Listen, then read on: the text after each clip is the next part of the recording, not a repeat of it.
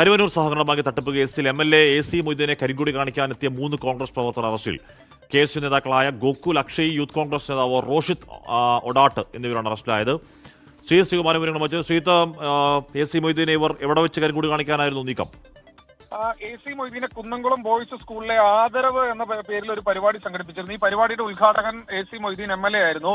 ഈ പരിപാടി കഴിഞ്ഞ് മടങ്ങും വഴി അദ്ദേഹത്തെ കരിങ്കൊടി കാണിക്കാനായിരുന്നു KSU എറണാകുളത്തെ തൃശ്ശൂരിലെ ജില്ലാ president Gokul Guruvayur, KSU assembly president Akshay, youth കോൺഗ്രസിന്റെ നിയോജക മണ്ഡലം സെക്രട്ടറി റോഷി ഒഡാട്ട് എന്നിവർ ആ പ്രദേശത്ത് നിന്നിരുന്നത്. പോലീസിന് ഈ ഒരു കരിങ്കൊടി കാണിക്കുമെന്ന വിവരം പോലീസിന് ഉണ്ടായിരുന്നു എന്ന് തോന്നുന്നു.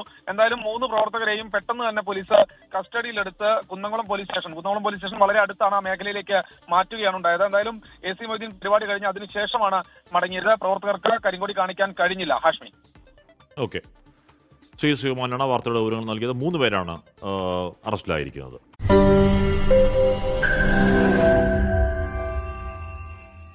ലോകത്തെവിടെയായാലും ഏത് സമയത്തും 24 വാർത്തകളും ഓഗ്മെന്റഡ് റിയാലിറ്റി പാക്കേജുകളും എക്സ്പ്ലെയിനറുകളും വിശദമായി കാണാൻ ഞങ്ങളുടെ YouTube ചാനൽ നിങ്ങൾക്ക് സബ്സ്ക്രൈബ് ചെയ്യാം.